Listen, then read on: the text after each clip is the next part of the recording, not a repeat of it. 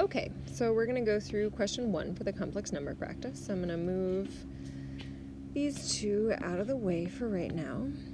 And we have, here's our w, which is a e to the pi over 4I, where a equals 2.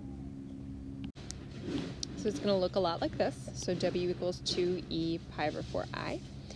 And we're supposed to basically square it, cube it, and then raise it to the 4th power. So to square it, all we really do is just raise each of these to a 2nd power. Then this part will simplify, and you'll get 2 squared e to the pi over 4I times 2, which you could then simplify to 4 e to the pi over 2I. You're going to do something very similar for w cubed and w to the 4th. Here for our w cubed, we'd end up with 2 cubed e to the 3 pi over 4I. All I did there was 3 and pi over 4 becomes 3 pi over 4. For the to the 4th, you're going to get 2 to the 4th, and then e to the pi I. And then, of course, if you wanted to, you could simplify here, where you'd get 8 e to the 3 pi over 4I, and here you'd get 16 e to the pi I. So that will work. So w cubed is 8 e to the 3 pi over 4I, and w to the 4th is going to be 16 e to the pi I. The other thing you can do is we can now take these, which are in Euler form, and if we want to, we can actually convert these back so that they become just complex numbers. Here's what that would look like. Just rewrote these here. Here's your modulus, here's your argument, so you could then write this in polar form. So I've done that here for these, and just so you get the gist of it, our radius is 16, and then it's going to be the cosine of our angle plus I sine of the angle. Next thing we can do is we can evaluate the cosine of theta and the sine of theta. I'm going to make a different video about that in case you want some practice with that. But like cosine of pi over 2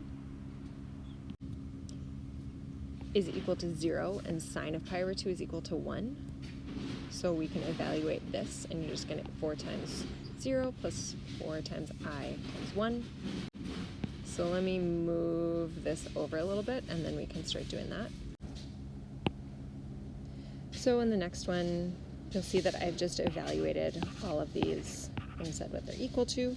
So we can then simplify, and we can say that this is going to be 8 plus I, and then just throw in negative root 2 over 2, root 2 over 2. This is going to be 16, and we're going to get negative 1 and 0. So these will finally simplify. Up here, you would just have 4I. Here, you're going to end up with negative 4 root 2 plus 4 root 2. Sorry, kind of goes down here, I.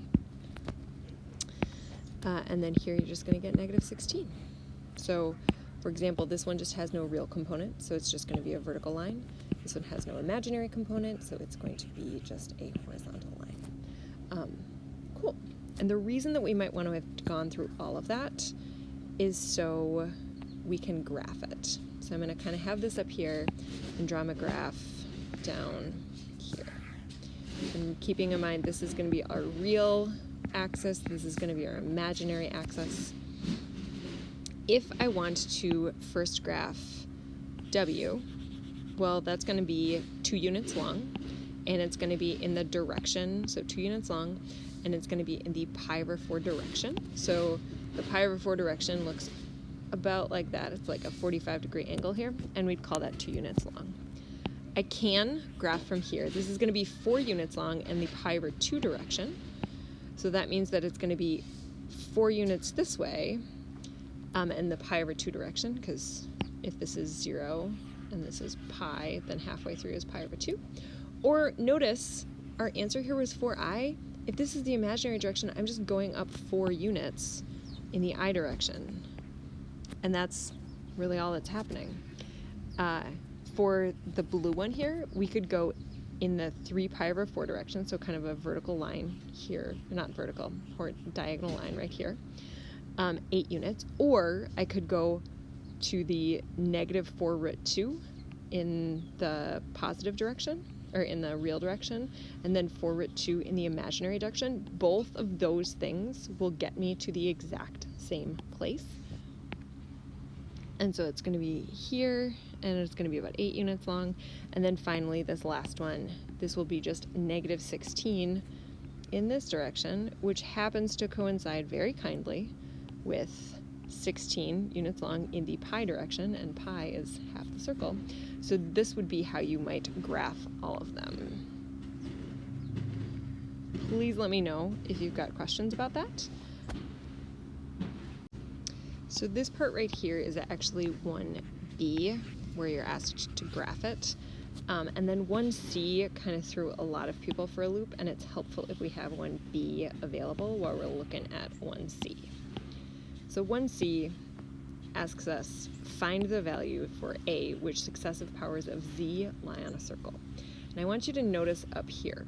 Here we had successive powers of, this was like, w was 2e to the pi over 4i, which means that it had a modulus of 2 to begin with. So this green one was 2 units long. And then when you square this, so we squared it to get the pink one, notice that the modulus got longer. And as you keep squaring it, the length just keeps getting longer. In this case, if we're going to have z lie on a circle, basically what we're going to ask is we want to have a graph like this, and we're going to have a vector, kind of like this thing. This, by the by, is like the vector z for our z here. And what's going to happen is, as you start taking this vector and raising it to powers, just like what happened up here where the vector kind of started rotating over to the left, this vector is going to do the same thing. It's going to start rotating to the left and rotating and rotating. But our goal, if we're going to get everything to lie on a circle, what that's asking, like up here, if you look at the points or the tip of those vertices, or what are they called, vectors? It's kind of creating a spiral. We want to create a circle so it goes all the way around. So think about it. What number can you raise to a larger power? So like 331, 314, 3,400, it doesn't matter. Bigger numbers. And it's not going to change the length of the vector. What do you know about the length of the vector?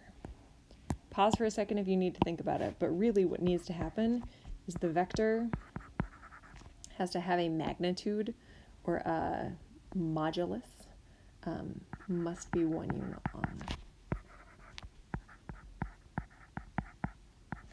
If it's 1 unit, then if you put 1 to 3,147, doesn't matter, you still get 1. And that's how you're going to not change the vector. So, looking back at z, here's what we know. We know that w looks like a e to the pi over 4i. And we know that there's this like denominator here of 2 minus i. 2 minus i is just a complex number. We're familiar with this complex number. If we can make this complex number, if we can put that into Euler form, that's going to help us a ton. So what we're going to do is real quick here, we're going to get this into Euler form. And so we're going to go over, this is over like 2. This is going to be like a negative 1 in the I direction. So this is the vector that is the denominator for us. And it is going to have a length here of 2 and a length here of 1. So if you use the Pythagorean theorem, you will get that the hypotenuse here is square root of 5.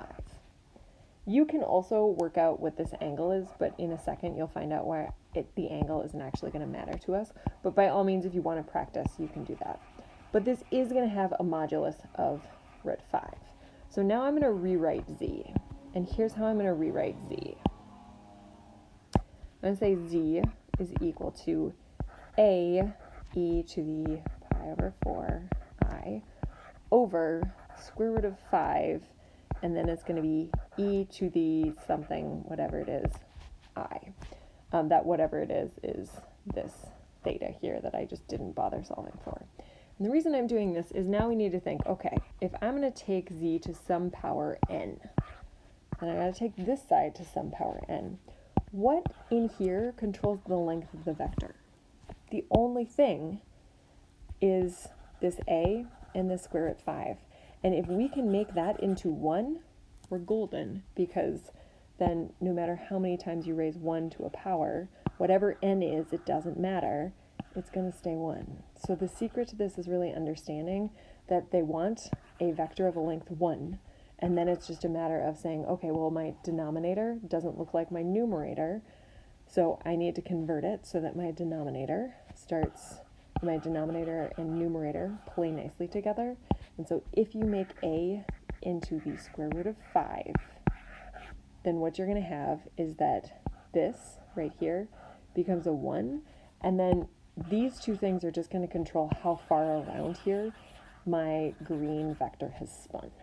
So let me know if you need help on that. I will do my best to help you.